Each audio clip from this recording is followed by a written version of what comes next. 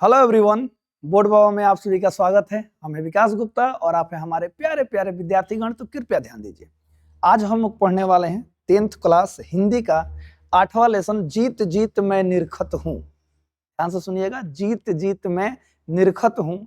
यह पाठ एक साक्षात्कार है। साक्षात्कार का मतलब होता है कि जैसे इंटरव्यू लोग लेते हैं ना, किसी से कुछ पूछा जाता है, कोई कुछ जवाब देता है, इंटरव्यू, उसी को साक्षात्कार कहा जाता है। तो ये चैप्टर एक साक्षात्कार है जिसमें पंडित बिरजू महाराज जी से इंटरव्यू लिया गया है, साक्षात्कार किया गया है उनके ही शिष्या रश्मि वाजपेयी के द्वारा। तो इस पूरे पाठ में बिरजू महाराज जी के जीवनी के बारे में हम लोग को पढ़ना है। तो ध्यान से सुनिए, जिस तरह से हम लोगों ने प्रत्येक पाठ पढ़ा था उसी प्रकार से यहाँ हम लोग पंडित बिरजू महाराज जी के बारे में जानेंगे। फिर पाठ का सारांश पढ़ेंगे, सारांश के बाद क्वेश्चन आंसर पढ़ेंगे, क्वेश्चन आंसर के बाद ढेर सारा ऑब्जेक्टिव। ठीक है, चलिए शुरू करते हैं। तो चैप्टर का नाम है जीत जीत मैं निरखत हूँ, पंडित बिरजू महाराज। आइए देखते हैं। यहाँ बिरजू महाराज की सुयोग्य शिष्या, मशहूर नृत्यांगना यानी कि नर्तकी यानी डांसर भी हैं, तथा रंग कर्म की पत्रिका नटरंग की संपादक रश्मि वाजपेयी की महाराज से बातचीत। महाराज कौन? महाराज पंडित बिरजू महाराज से बातचीत किंचित संपादित रूप में अविकल प्रस्तुत है। इन्हें थोड़ा सा अंश प्रस्तुत है, बातचीत तो बहुत लंबा चौड़ा हुआ है। इस बातचीत के बहाने बिरजू महाराज का अंतरंग जीवन उनके आत्मकथनों में झलक उठता है। आइए देखते हैं सर। तो पहले पंडित बिरजू महाराज जी के बारे में जान लेते हैं, उसके बाद से पाठ का सारांश पढ़ते हैं। लिखा गया है, वर्तमान समय में कला प्रेमी जनसाधारण तथा नृत्य रसिकों के बीच कथक नृत्य और बिरजू महाराज एक दूसरे के पर्यवाची बन गए हैं। अर्थात जहां जहां कथक नृत्य की बात आएगी वहां बिरजू महाराज का नाम ना आए, ऐसा हो नहीं सकता है। दोनों एक दूसरे के पर्यवाची बन गए हैं। आगे लिखा गया है, पंडित बिरजू महाराज का जन्म वसंत पंचमी के दिन शुक्रवार 4 फरवरी 1938 को लखनऊ में हुआ। जब बिरजू महाराज मात्र 9.5 वर्ष के थे तभी उनके पिता का निधन हो गया। आगे बढ़ते हैं।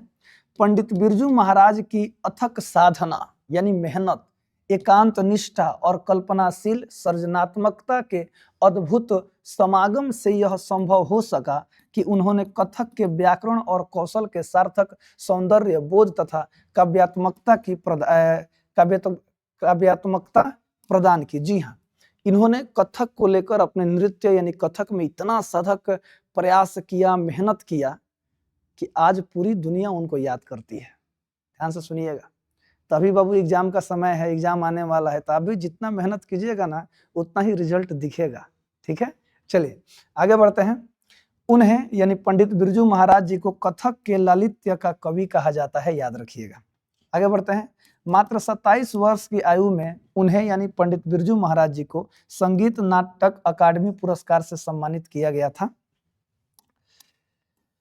अब थोड़ा सा पाठ से संबंधित और इनके बारे में यानी पंडित बिरजू महाराज जी के बारे में लिखा गया है। ऐसा प्रतीत होता है कि लखनऊ घराने के वंशज यानी पंडित बिरजू महाराज लखनऊ घराने से संबंधित है वंशज और 7वीं पीढ़ी के इस कलाकार में पूर्व की 7 पीढ़ियों का सौंदर्य केंद्रित हो गया है। बिरजू महाराज का व्यक्तित्व अत्यंत सारगर्भित है। सौम्य, हंसमुख, मिलनसार स्वभाव और सहज निष्कपट लगभग बाल सुलभ भोलापन लिए बिरजू महाराज को देखकर उनकी महान प्रतिभा का अनुमान लगाना कठिन होता है। एकदम सरल स्वभाव के व्यक्ति हैं, हंसमुख व्यक्ति हैं। आगे देखिएगा, किंतु बातचीत के दौरान उनका अचानक कहीं खो जाना, उंगलियों का निरंतर गिनती में उलझे रहना और चेहरे पर छा जाने वाला नितांत शून्य भाव सहज ही किसी को विचलित कर देता है। यहाँ पे लिखा है बाबू कि उंगलियों पर हमेशा गिनतियों में उलझे रहना। तो जितने भी जो लोग गायक होते हैं, वादक होते हैं, नृत्यक होते हैं, वो लोग क्या करते हैं, हमेशा ताल मिलाते रहते हैं, ताल गिनते रहते हैं।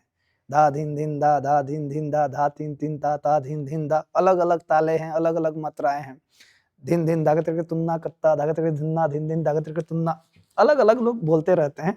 चलिए आगे लिखा गया है, अचानक उनकी आंखों में कुछ कौंध सा उठता है और फिर वही फुसलाती सी सरल मुस्कुराहट लौट आती है। दोहरा बदन, मंझोला कद यानी मंझोले कद के हैं, दोहरा थोड़ा सा चौड़ा है बदन है, चेचक के हल्के दाग के वजह से थोड़ा सा चेचक के हल्के दाग है चेहरे पर, और बड़ी आंखों वाला ढीला ढाला व्यक्ति मंच पर पहुंचते ही बिल्कुल परिवर्तित होकर कथक नृत्य के सौंदर्य का सजीव रूप बन जाता है। ऐसा प्रतीत होता है कि मानो लोच, फुर्ती और हल्कापन साकार होकर मूर्त रूप में प्रकट हो उठा हो।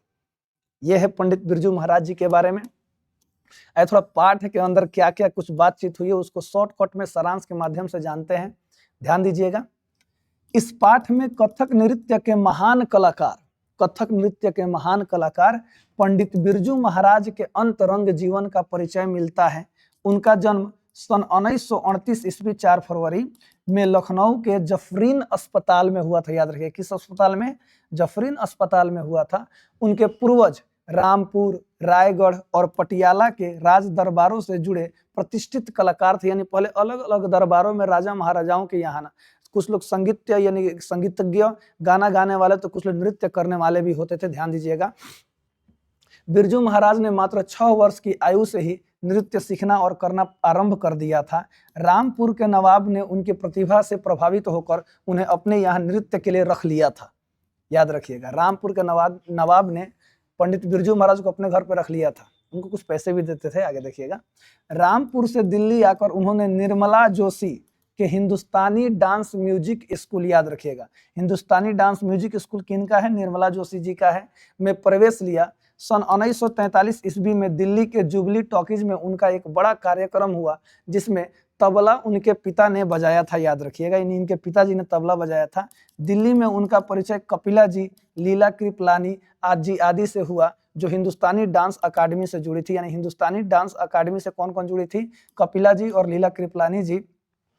वे कथक की बारीकियों को धीरे धीरे और योग पूर्वक सीखते रहे। यानी कि कथक हमेशा नियमित रूप से प्रयास करते रहे, अभ्यास करते रहे और सीखते रहे पंडित बिरजू महाराज। दिल्ली में हिंदू मुस्लिम दंगे के कारण वे अपनी मां के साथ लखनऊ लौट आए। यानी दिल्ली में थे लो, दिल्ली में रहते थे लो और लखनऊ लौट आए। दिल्ली में हिंदू मुस्लिम दंगा हुआ था। जब उनके पिता विभिन्न स्थानों जौनपुर, मौनपुरी, कानपुर, देहरादून, कलकत्ता और बंबई में कार्यक्रमों के लिए जाते थे तो बिरजू महाराज भी उनके साथ रहते थे। एक बार उन्होंने अपने चाचा शंभू महाराज के साथ और अपने पिता के साथ कलकत्ता में नृत्य प्रस्तुत किया था, जहां उन्हें सर्वोत्तम घोषित कर पुरस्कृत किया गया था। यानी पहली बार इनाम भी मिला था, याद रखिएगा, पंडित बिरजू महाराज जी को। जब बिरजू महाराज मात्र 9.5 वर्ष के थे, ये तो हम लोगों ने ऊपर भी पढ़ा था, तभी उनके पिता का निधन हो गया। उनके साथ उनका अंतिम कार्यक्रम मैनपुरी में हुआ था, याद रखिएगा।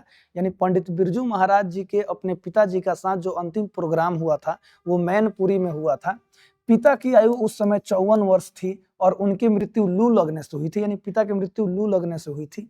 नृत्य की प्रारंभिक तालीम का मतलब शिक्षा उन्हें अपने पिता से ही मिली थी, याद रखिएगा। यानी एक तरह से पंडित बिरजू महाराज के जो प्रथम गुरु थे उनके पिता ही थे।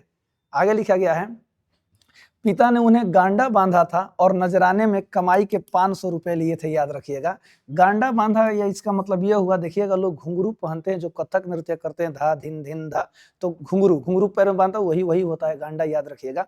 तो जब पिता ने पंडित बिरजू महाराज जी के पैरों में बांधा था तो उनसे उनकी कमाई 500 रुपये लिया था, याद रखिएगा। पंडित बिरजू महाराज जी से उन्होंने 500 रुपये लिया था। आगे बढ़ते हैं। भाई जाते थे, डांस करते थे तो उनको पैसा मिलता था। पिता की मृत्यु के बाद उनके जीवन में अभावों का दौर आया। उनके जीवन की एक अत्यंत दुखद घटना यह थी कि पिता की 10वीं और 13वीं, 10वीं यानी दस्कातर कजिया, समझ में आया, दस्कातर और कजिया के लिए उन्हें स्वयं नाच कर धन जुटाना पड़ा, जिससे उन्हें गहरी मानसिक पीड़ा हुई। ओह, पिता की मृत्यु हुई है, पिता मरे हैं, उनका दस्कातर है और उनका 13वीं यानी कि कजिया है, ये खत्म करना है, मतलब पूरा करना है। इसके लिए पैसा नहीं है, तो पंडित बिरजू महाराज डांस करके, नृत्य करके पैसा कमा कर लाए थे, तब उनका 10वीं और 13वीं हुआ था। ये बहुत दुखद समय था पंडित बिरजू महाराज जी के लिए। आगे देखिएगा, 14 वर्ष की आयु में कपिला जी उन्हें दिल्ली ले गई और संगीत भारती में भर्ती कराया, याद रखिएगा। संगीत भारती में कपिला जी ने भर्ती कराया था 14 वर्ष की आयु में।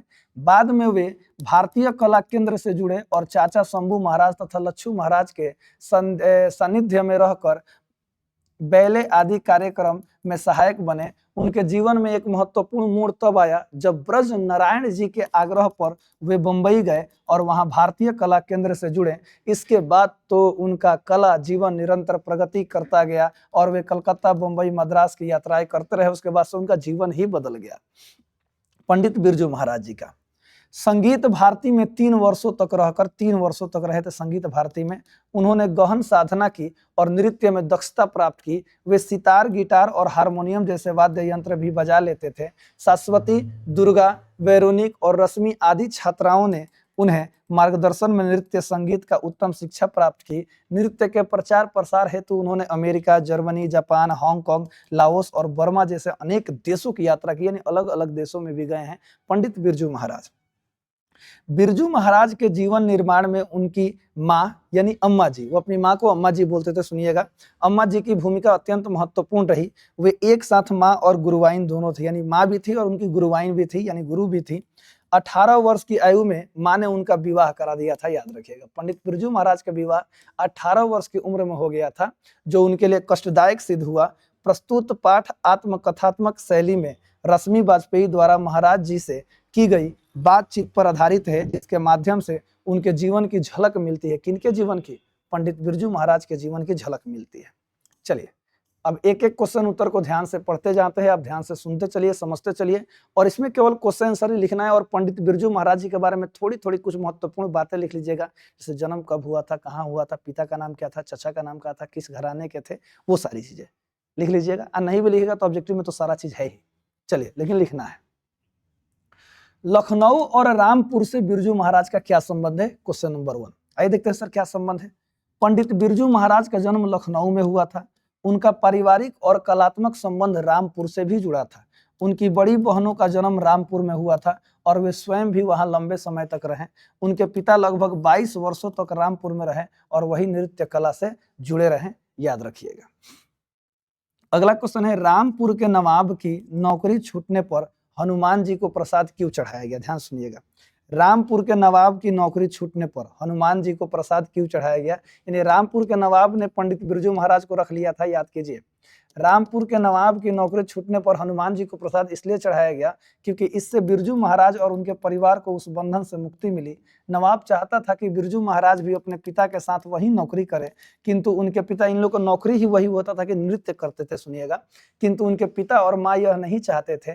नौकरी समाप्त को होने को उन्होंने स्वतंत्रता के रूप में देखा, इसलिए हनुमान जी को प्रसाद चढ़ाया था, याद रखिएगा। अगला है, बिरजू महाराज के गुरु कौन थे? उनका संक्षिप्त परिचय दे। तो पंडित बिरजू महाराज के गुरु तो उनके पिता ही न थे। तो पंडित बिरजू महाराज के प्रथम और प्रमुख गुरु उनके पिता पंडित अच्छन महाराज यानी जगन्नाथ महाराज थे, याद रखिएगा। उनके पिता का नाम है अच्छन महाराज, ये जगन्नाथ महाराज, याद रखिएगा। वे कथक नृत्य के महान कलाकार थे और रामपुर के नवाब के दरबार से जुड़े हुए थे इनके पिताजी। उन्होंने बिरजू महाराज को बाल्यावस्था से ही नृत्य की तालीम यानी शिक्षा दी तथा उन्हें गांडा बांधकर विधिवत शिष्य बना, यानी कि अपना शिष्य, अपना चेला बना लिया था।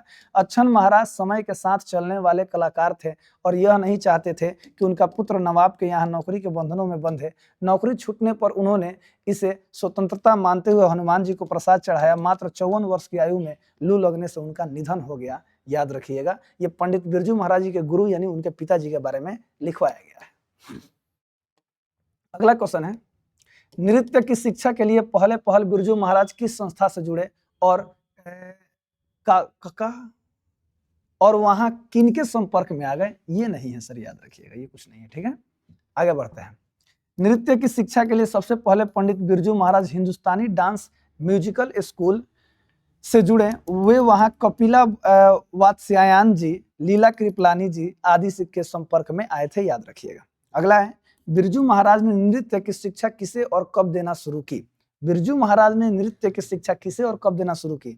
तो बिरजू महाराज ने सीताराम बांग्ला में यानी बांग्ला में नामक एक लड़के को नृत्य की शिक्षा देनी शुरू की। यह कार्य उन्होंने उस समय आरंभ किया जब वे मात्र 10 से 11 वर्ष के थे। उस समय उनके पिता का निधन हो चुका था और घर की आर्थिक स्थिति कमजोर थी। परिवार का भरण पोषण करने के लिए नृत्य सिखाना उनके लिए आवश्यक हो गया था। इसीलिए उन्होंने सबसे पहले सीताराम बागला नामक एक लड़के को नृत्य सिखाने के लिए, मतलब सिखा रहे थे, उसको शिक्षा दे रहे थे।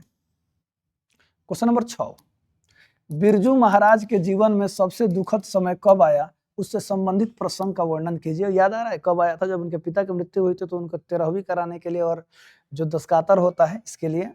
बिरजू महाराज के जीवन का सबसे दुखद समय उनके पिता की मृत्यु के बाद आया। उस समय उनकी आर्थिक स्थिति अत्यंत दयनीय थी। पिता की मृत्यु के बाद उनके पास 10वीं और 13वीं जैसी संस्कारों के लिए भी धन नहीं था। विवश होकर उन्होंने 10 दिनों के भीतर 2 स्थानों पर नृत्य कार्यक्रम किए। उन कार्यक्रमों से जो धन प्राप्त हुआ उन्होंने अपने पिता का क्रियाक्रम और श्राद्ध संपन्न कराया। यह प्रसंग उनके जीवन की गहरी पीड़ा और संघर्ष को दर्शाता है, याद रखिएगा। क्वेश्चन नंबर 7, शंभू महाराज उनके चाचा जी का नाम है, ध्यान दीजिएगा। शंभू महाराज के साथ बिरजू महाराज के संबंध पर प्रकाश डालिए। शंभू महाराज बिरजू महाराज के चाचा थे और कथक नृत्य के प्रसिद्ध कलाकार भी थे। बिरजू महाराज ने पहली बार अपने पिता और चाचा शंभू महाराज के साथ मंच पर नृत्य किया था, जिसमें उन्हें प्रथम पुरस्कार प्राप्त हुआ था। इस अवसर पर शंभू महाराज ने प्रसन्न होकर कहा था, बड़े मियाँ तो बड़े मियाँ, छोटे मियाँ सुभान अल्लाह। याद रखिएगा, बड़े मियाँ अपने भाई के लिए और छोटे मियाँ इनकी भतीजा हैं बिरजू महाराज, इनके लिए। पिता की मृत्यु के बाद बिरजू महाराज को कठिन परिस्थितियों का सामना करना पड़ा। इस समय चाचा शंभू महाराज से उन्हें अपेक्षित सहयोग नहीं मिला था। जीवन यापन और कला साधना के लिए उन्हें काफी संघर्ष करना पड़ा। यह प्रसंग उनके जीवन की कठिनाइयों और आत्मनिर्भरता को उजागर करती है, पंडित बिरजू महाराज के। क्वेश्चन नंबर 8, संगीत भारती में बिरजू महाराज की दिनचर्या क्या थी? ध्यान से सुनिएगा। संगीत भारती में रहते हुए बिरजू महाराज की दिनचर्या अत्यंत अनुशासित और परिश्रम पूर्ण थी। वे प्रतिदिन सुबह 4 बजे उठते थे, चाहे उन्हें बुखार या सर्दी ही क्यों ना हो। सुबह 5 बजे से 8 बजे तक वे निरंतर रियाज करते थे, यानी कि प्रैक्टिस करते थे। इसके बाद घर जाकर 1 घंटे में तैयार होकर पुनः 9 बजे संगीत भारती पहुंचते और वहां 2 घंटे की कक्षा लेते थे। वे लगभग 3 वर्षों तक इसी प्रकार कठोर अभ्यास में लगे रहे। थकान होने पर वे किसी न किसी वाद्य यंत्र को लेकर अभ्यास करने लगते थे। थकान होने पर भी वे वाद्य यंत्र बजाने लगते थे, याद रखिएगा, पंडित बिरजू महाराज। क्वेश्चन नंबर 9, अपने विवाह के बारे में बिरजू महाराज क्या बताते हैं? ध्यान सुनिएगा। नहीं, अपने विवाह के बारे में पंडित बिरजू महाराज क्या बताते हैं? देखिए, अपने विवाह के विषय में पंडित बिरजू महाराज बताते हैं कि उनका विवाह मात्र 18 वर्ष की आयु में हो गया था। उनका मानना है कि यदि उस समय विवाह न हुआ होता तो उनके लिए बेहतर होता, क्योंकि विवाह के बाद परिवार की जिम्मेदारियां बढ़ गईं और उनका संघर्ष और कठिन हो गया, और भी कठिन हो गया। इससे वे नृत्य साधना को पर्याप्त समय नहीं दे पाते थे। पिता की मृत्यु के बाद उन्हें लेकर भयभीत उनकी मां ने उनका विवाह करा दिया था, याद रखिएगा। यानी पिता की मृत्यु हो जाने के बाद मतलब डर से उन्होंने क्या करा दिया, विवाह कर दिया पंडित बिरजू महाराज का, याद रखिएगा, 18 वर्ष की आयु में। चलिए क्वेश्चन नंबर 10, ध्यान दीजिएगा। पुराने और आज के नर्तकों के बीच बिरजू महाराज क्या फर्क पाते हैं? तो आंसर देखिए, तो बिरजू महाराज के अनुसार पुराने नर्तक यानी जो पुराने डांसर है, जिस भी मंच पर अवसर मिलता था वही नृत्य प्रस्तुत कर देते थे। वे मंच की कमियों की शिकायत नहीं करते थे, बल्कि स्वयं को परिस्थितियों के अनुसार ढाल लेते थे। उन्हें न तो वातानुकूल सुविधा मिलती थी और न ही आधुनिक प्रकाश व्यवस्था। उन्हें पेट्रोमैक्स की गर्मी और पंखा झेलने वालों की असुविधा भी सहनी पड़ती थी। इसके विपरीत आज के नर्तक मंच की छोटी छोटी कमियों, जैसे मंच को टेढ़ा होना या गड्ढे होना, की शिकायत करने लगते हैं। जमाना बदल गया है सर, सही बात है। पहले हमारे ही पूर्वज, हमारे दादा बाबा कितने कठिनाइयों से अपना जीवन यापन करते थे, फिर भी शिकायत नहीं करते थे। आज थोड़ी सी भी कमी आ रही है तो हई नहीं है, हऊ नहीं है, लोग लग रहे हैं चिल्लाने। ध्यान दीजिएगा। चलिए क्वेश्चन नंबर 11, कलकत्ते के दर्शकों की प्रशंसा का बिरजू महाराज के नर्तक जीवन पर क्या प्रभाव पड़ा? यानी कलकत्ता में जब उन्होंने प्रोग्राम दिया था तो दर्शकों ने बड़ा सराहना किया था पंडित बिरजू महाराज का। ध्यान से सुनिएगा। कलकत्ते के दर्शकों की प्रशंसा ने बिरजू महाराज के नर्तक जीवन को नई दिशा दी।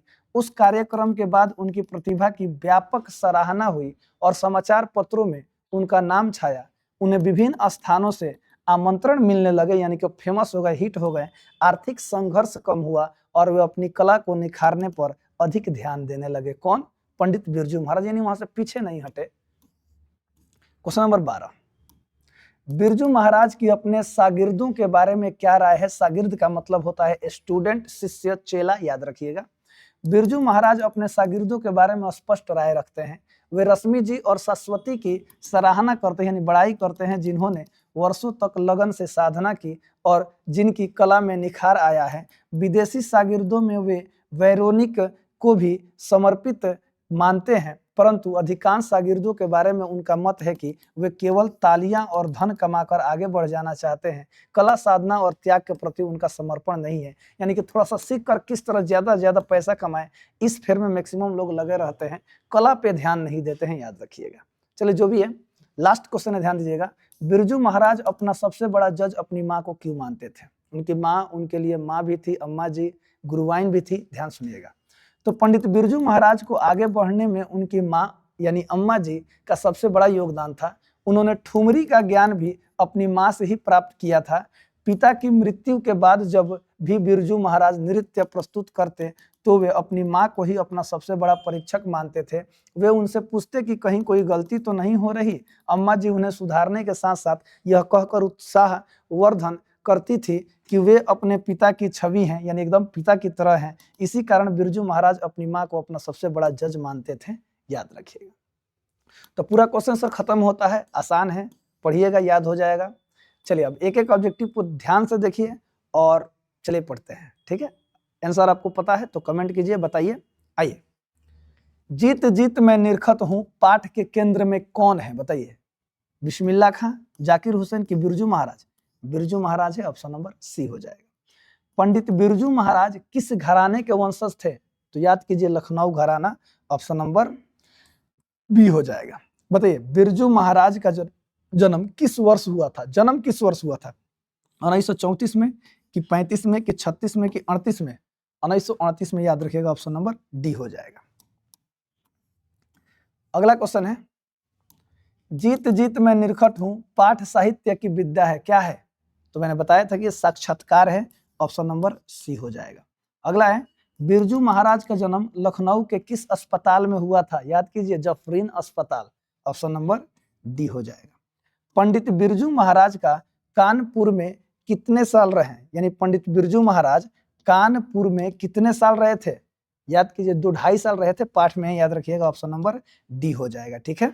चलिए अगला क्वेश्चन है, हिंदुस्तानी डांस म्यूजिक नामक स्कूल किसका था? किसका था हिंदुस्तानी डांस म्यूजिक? निर्मला जी का था, ऑप्शन नंबर ए हो जाएगा। बिरजू महाराज की शादी किस उम्र में हुई थी? 18 साल की उम्र में हो गई थी, ऑप्शन नंबर बी हो जाएगा। अगला है, बिरजू महाराज जी सुयोग्य शिष्या, मशहूर नृत्यांगना और रंगकर्म की पत्रिका नटरंग की संपादक कौन है? रश्मि वाजपेयी, ऑप्शन नंबर डी हो जाएगा, ठीक है। चलिए अगला क्वेश्चन है, बिरजू महाराज का साक्षात्कार किसने लिया? बिरजू महाराज का साक्षात्कार किसने लिया? रश्मि वाजपेयी ने लिया, ऑप्शन नंबर सी हो जाएगा। बिरजू महाराज का अपने बाबूजी के साथ आखिरी प्रोग्राम कहाँ हुआ था? याद कीजिए, मैनपुरी में हुआ था, ऑप्शन नंबर सी हो जाएगा। किनके साथ नाचते हुए बिरजू महाराज को पहली बार प्रथम पुरस्कार मिला था? तो अपने बाबूजी के साथ, और चाचा शंभू महाराज भी थे, याद रखिएगा। तो उपरोक्त दोनों, ऑप्शन नंबर सी हो जाएगा। अगला है, नेपाल में बिरजू महाराज के एक रिश्तेदार थे जिनका नाम पाठ में दिया है, याद रखिएगा, झुम्मक लाल था, ओके, ऑप्शन नंबर डी हो जाएगा। अगला है, जब दिल्ली में हिंदू मुस्लिम दंगे होने लगे तो डर के मारे बिरजू महाराज और उनकी अम्मा कहाँ चले गए थे? लखनऊ चले आए थे, याद रखिएगा, ऑप्शन नंबर सी हो जाएगा। पंडित बिरजू महाराज लखनऊ घराने की किस पीढ़ी के कलाकार हैं? तो 7वीं पीढ़ी के कलाकार हैं, याद रखिएगा, ऑप्शन नंबर बी हो जाएगा। अगला क्वेश्चन है, पंडित बिरजू महाराज का जन्म कहाँ हुआ था? लखनऊ में हुआ था, ऑप्शन नंबर बी हो जाएगा। पंडित बिरजू महाराज के गुरु कौन थे? उनके पिता थे, याद रखिएगा, ऑप्शन नंबर ए हो जाएगा। बिरजू महाराज किस शैली के नर्तक हैं? तो कथक, याद रखिएगा, कथक के नर्तक हैं, ऑप्शन नंबर डी हो जाएगा। अगला क्वेश्चन है, बिरजू महाराज की ख्याति किस रूप में है? तो एक नर्तक के रूप में है, कथक नर्तक के रूप में है, याद रखिएगा। नर्तक के रूप में तबला वादक, शहनाई वादक, संतूर नहीं, नर्तक के रूप में। तो कौन सा नर्तक? कथक। बिरजू महाराज कौन सा वाद्य यंत्र बजाते थे? तो बजाने के लिए लगभग सब बजाते थे सर, सितारे बजाते, गिटार, हारमोनियम सब बजाते थे। बिरजू महाराज का संबंध किस चीज से है? बांसुरी से, तबला से कि कथक नृत्य से? कथक नृत्य से, ऑप्शन नंबर सी हो जाएगा।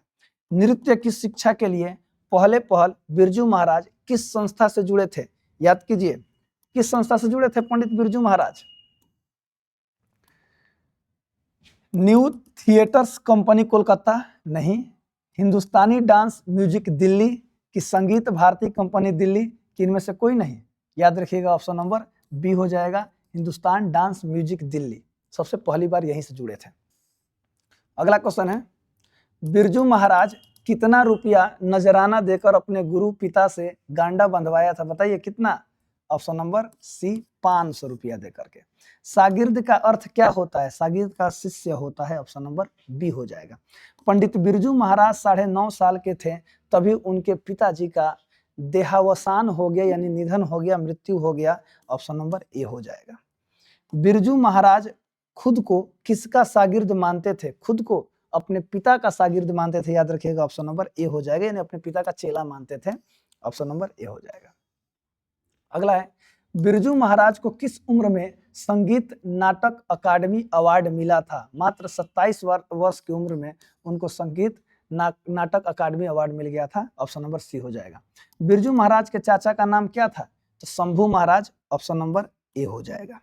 चलिए अगला क्वेश्चन है, शंभू महाराज बिरजू महाराज के कौन थे? चाचा जी थे, ऑप्शन नंबर सी हो जाएगा। हलकारे का अर्थ क्या होता है? बताइए, कलाकार होता है कि संदेश वाहक होता है कि हल जोतने वाला होता है, गायक होता है? याद रखिएगा, संदेश वाहक होता है, ऑप्शन नंबर बी हो जाएगा। लखनऊ घराने के वंशज और 7वीं पीढ़ी के कलाकार कौन थे?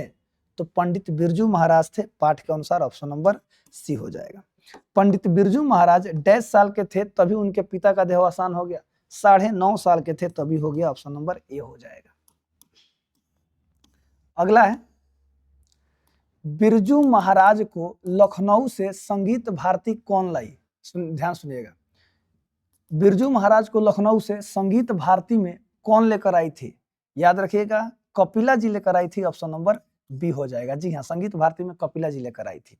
ओके, चलिए अगला क्वेश्चन है, हिंदुस्तानी डांस म्यूजिक कहाँ है? तो दिल्ली में है, ऑप्शन नंबर डी हो जाएगा। बिरजू महाराज को तालीम किससे मिली? तालीम यानी शिक्षा किससे मिली? तो सबसे पहले उनके पिताजी से मिली थी, तो चलिए बाबूजी से मिली थी, ऑप्शन नंबर बी हो जाएगा। ठीक है, पंडित बिरजू महाराज ने गांडा किससे बंधवाया था? किससे? अपने पिता से बनवाया था, अपने बाबूजी से, ऑप्शन नंबर बी हो जाएगा। अगला है, जी हाँ, साफा क्या होता है? तो साफा क्या होता है, सुनिएगा ध्यान से। जितने भी नर्तक कथक देखिएगा ना, जो कथक नृत्य करते हैं, तो कंधा पर से लेकर इस तरह से यहाँ पर एक बांध लेते हैं लोग, कमर की तरह तक एक लंबा वस्त्र होता है, वही होता है। तो साफा एक लंबा वस्त्र जिसे नर्तक कंधे से लेकर कमर तक लपेट लेते हैं, याद रखिएगा, ऑप्शन नंबर सी हो जाएगा। अगला क्वेश्चन है, बिरजू महाराज अपना सबसे बड़ा जज किसको मानते थे? अपनी माँ को मानते थे, अम्मा को मानते थे, ऑप्शन नंबर बी हो जाएगा। चलिए, तो इस प्रकार पूरा का पूरा चैप्टर खत्म होता है। क्वेश्चन आंसर खूब बढ़िया से लिख लीजिएगा, ऑब्जेक्टिव देख लीजिएगा, पूरा का पूरा याद हो जाएगा। तो हंसते रहिए, मुस्कुराते रहिए, गाते रहिए, गुनगुनाते रहिए और हमेशा खुश रहिए। मिलते हैं क्लास में, तब तक के लिए जय हिंद।